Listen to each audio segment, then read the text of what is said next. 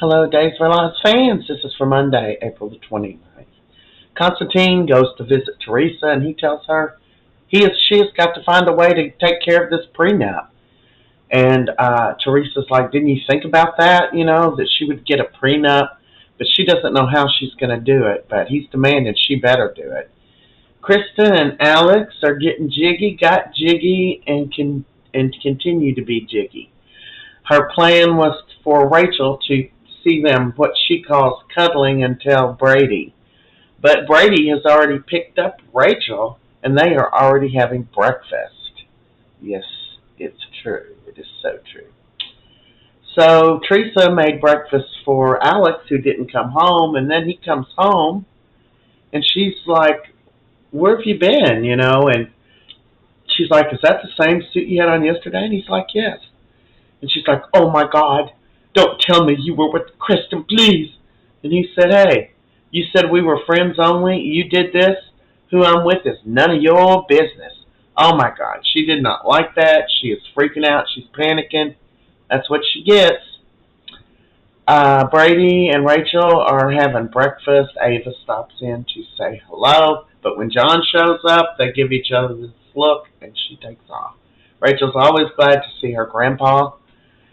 Anyway, Kristen calls Brady and says, when are you going to pick up Rachel? And he's like, I've already got her. And she's like, well, I didn't sign the permission slip. And then Brady asks Rachel, and Rachel said, I forged her signature.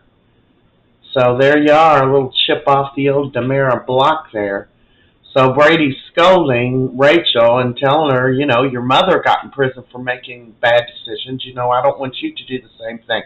Yes, Daddy. Anyway, they're going to the aquarium together, and they both are super excited. And they are going off to enjoy their day at the aquarium.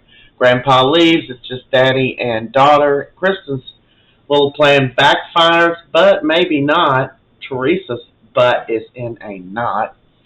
So Wendy and Tripp are saying goodbye to Salem. Say la vie, don't let the door hit you where the good Lord split you. I'm so glad to see them leave. I don't care for their characters. They say they're just going for a visit, but this was a pretty emotional goodbye. They all had dinner, hugged, kissed, cried. It made me a little bit sad because I don't hate them or anything. I just never got into their storyline. Ava was telling Tripp how proud he was of her, and he's proud of her. And Wendy tells Kayla how lucky she is to have Tripp. So they're standing in the square. She says, let's do this. They take each other's hands. They take one look around the square, and they are gone. Goodbye, kiddos. I'm sure they'll be back at some point, but they're going to have a little time off. Constantine goes to John, says he's looking for Patch. Acts like he's leaving, comes back in, flashes that card in front of him, the pawn, and John goes to the floor. So now he's got him under control. What's he going to do? I think he's going to have him murder Patch. I did think he was going to have him murder Maggie. Maybe both of them. What do you think? That's a wrap for Monday. Please subscribe.